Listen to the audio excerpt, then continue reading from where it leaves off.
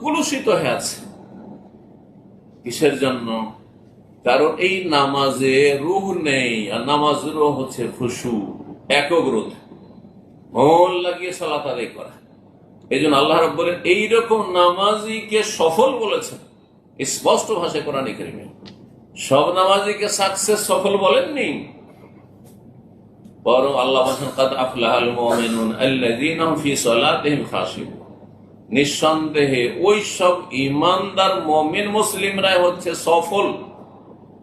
আল্লাযীনা হুম ফার্স্ট, প্রথম গুণ, প্রথম বৈশিষ্ট্য, ফি সালাতিহিম খাশিউন, যারা তাদের নামাজে বিনয়ী, একগ্র, মনোযোগী, মন লাগিয়ে, যেমন অন্তর লেগে আছে তেমন গোটা শরীর মাথাতে পা পর্যন্ত লেগে আছে, আর যেন এই সুযোগ পেয়ে এই সুযোগকে হাতছাড়া করতে চায় না, সুতরাং সেখান থেকে সে সরতেই চায় না। এইরকম নামাজ। যেমন আপনি যেখানে মজা পেয়েছেন, যার সাথে কথা বললে তার থেকে কথা বন্ধ করতে চান না। যে যাকে ভালোবাসে খুব বেশি, সে কখনো টেলিফোন কাটতে চায় না। যদি বলেন আপনার স্ত্রী কার সত্যি আপনার খুব ভালোবাসে, তাহলে বলে টেলিফোন কাটো, বলছেন না তুমি কাটো। আচ্ছা না নেই, হ্যাঁ, কাটতে চাইবে না ও, কারণ ও কথা চালিয়ে যেতে চায় আপনার সাথে। আর আপনি যত তাড়াতাড়ি নামাজ শেষ হয়, যত এক্সপ্রেস 20 রাকাত তারাবি 20 মিনিটে শেষ করতে পারলে সবচেয়ে ভালো ইমাম। আউযু বিল্লাহি মিনাশ শাইতানির রাজিম। বুঝতে পেরেছেন? এর যে ফাসাল্লি ফাইন্নাকা লাম তুসাল্লি, এইরকম ডাউন কোয়ালিটি ফালতু নামাজিদের সম্পর্কে বলেছেন নবী সাল্লাল্লাহু আলাইহি ওয়াসাল্লাম, যাও ওই যে বেদুই নিউ মুসলিম নামাজ কিছুই শিখেনি, আর এসে একবারে মুরগির ঠোকর মারার মতো ধাই ধাই ধাই ধাই করে নামাজ পড়েছেন, সিজদা রুকু করেছে, 3 বার করে ফিরিয়ে দিচ্ছেন, বারবার করে একটু ভালো করার চেষ্টা করছেন ওই ব্যক্তি। কিন্তু নবী সাল্লাল্লাহু আলাইহি ওয়াসাল্লাম এর যে যাও ফাসাল্লি, আবার নামাজ পড়ো, ফালাম ফাইন্নাকা লাম তুসাল্লি, তো নামাজই পড়ো না। বলনি এ কথা বললেন যে নামাজ হয়, নামাজ পড়োইনি, তোমার না পড়া না পড়ার সমান, শুধু পড়োইনি তুমি নামাজ, কোনো মূল্য নেই এইসব নামাজ। জি, এই জন্য আল্লাহ রাব্বুল আলামিন সূরা আলাকে, যেই সূরাটি কোরআনের প্রথম নাযিল হয়েছে, প্রথম অংশ, তার শেষ আয়াত ওয়াসজুদ ওয়াক্তারিব, আল্লাহকে সিজদা করো এবং সিজদার মাধ্যমে আল্লাহর কাছাকাছি হওয়ার জন্য সর্বাত্মক চেষ্টা করো, আল্লাহর নৈকট্য অর্জন করো, আল্লাহর সান্নিধ্য লাভ করো। কোনো কিছু করে যদি কারো কাছাকাছি হওয়ার উদ্দেশ্য হয়, তাহলে আপনি কি পিছপা হবেন? আপনি কি তাড়াতাড়ি ছেড়ে দেবেন যতক্ষণ পর্যন্ত তাকে সন্তুষ্ট না করে নেবেন?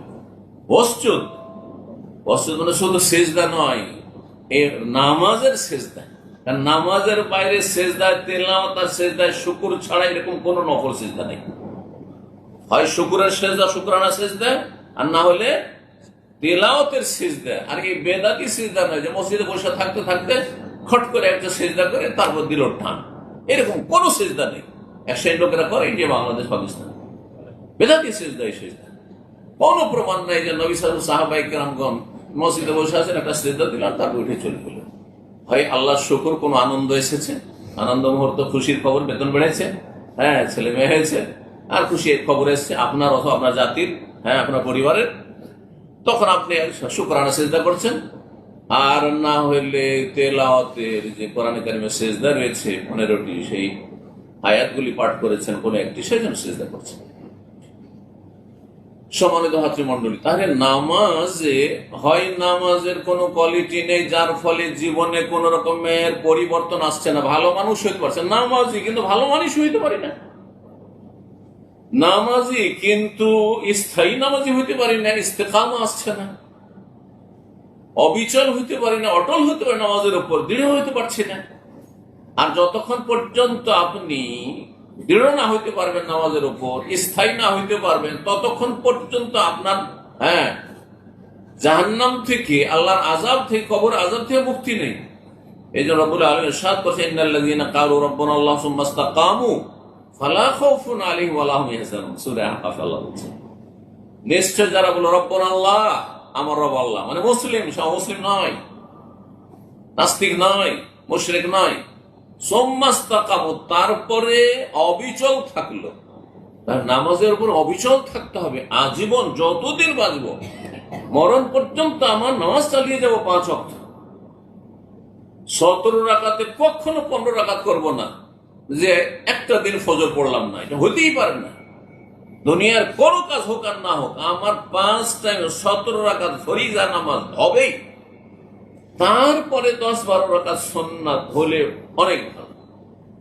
তারপরে যদি তাহাজ্জুদ হয় তাহলে আরো ভালো। তারপরে যদি সালাতুল দুহা, চাষের নামাজ হয় অনেক ভালো। তারপরে নফল আপনার বলছে। কথা বুঝতে পেরেছেন? নামাজের কোর্স বললাম, কিন্তু এই 17 রাকাতে কোনো ডিসকাউন্ট নেই। যতক্ষণ হুঁশ আছে ততক্ষণ কোনো ছাড় নেই। দাঁড়িয়ে পড়তে পারলে বসে পড়ার কোনো সুযোগ নাই, বসে পড়তে পারলে শুয়ে পড়ার কোনো সুযোগ নাই।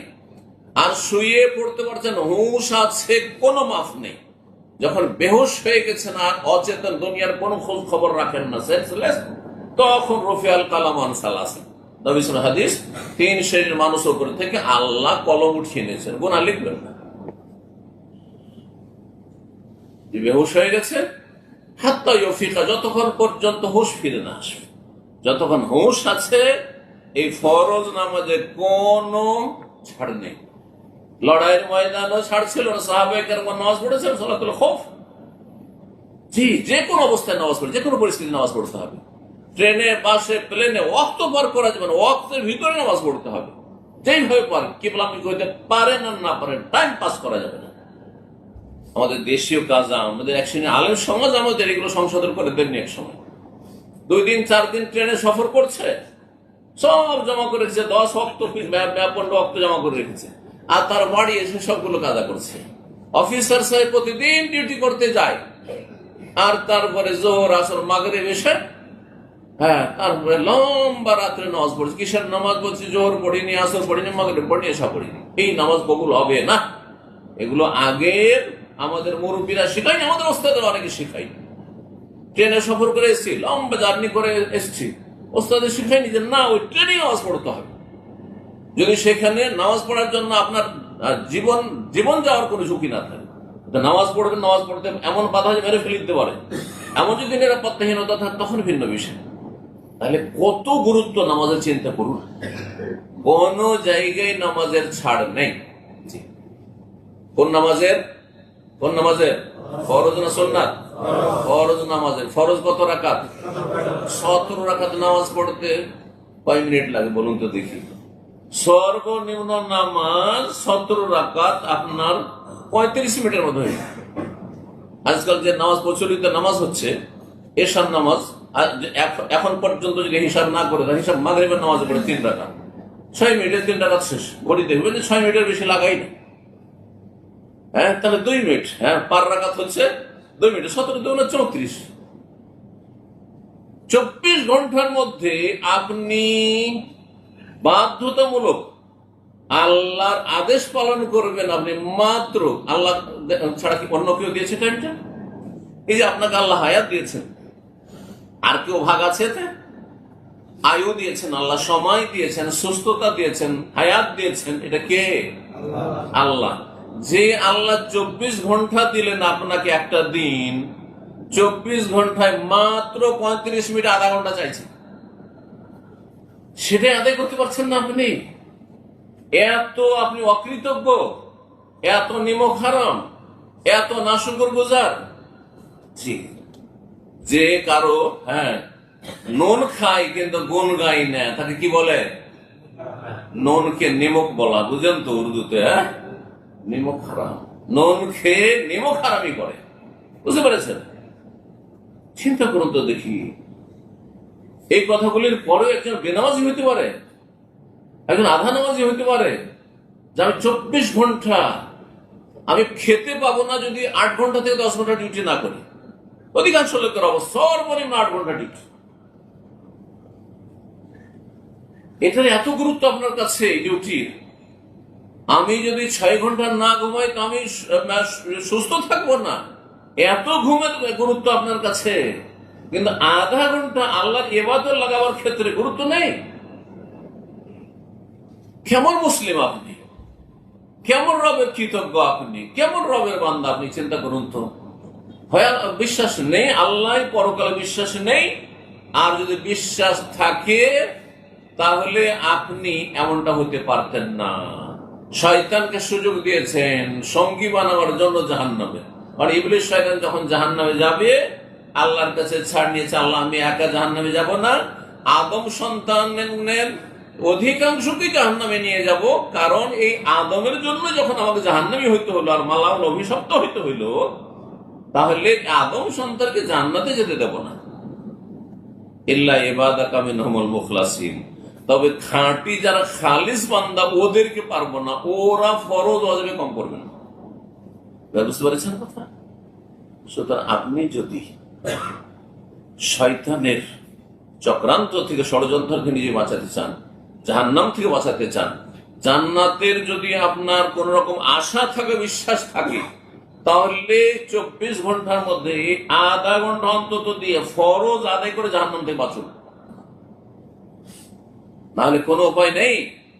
নামাজ পড়বেন না আর আপনি যাকাত দিয়ে জান্নাতে চলে যাবেন, রোজা রেখে জান্নাতে চলে যাবেন, হজ উমরা করে জান্নাতে চলে যাবেন, দান সাদকা করে জান্নাতে চলে যাবেন, বাপ মায়ের সেবা করে জান্নাতে চলে যাবেন, হ্যাঁ, মানুষের সাথে সদাচরণ করে পরোপকারী হয়ে জান্নাতে চলে যাবেন।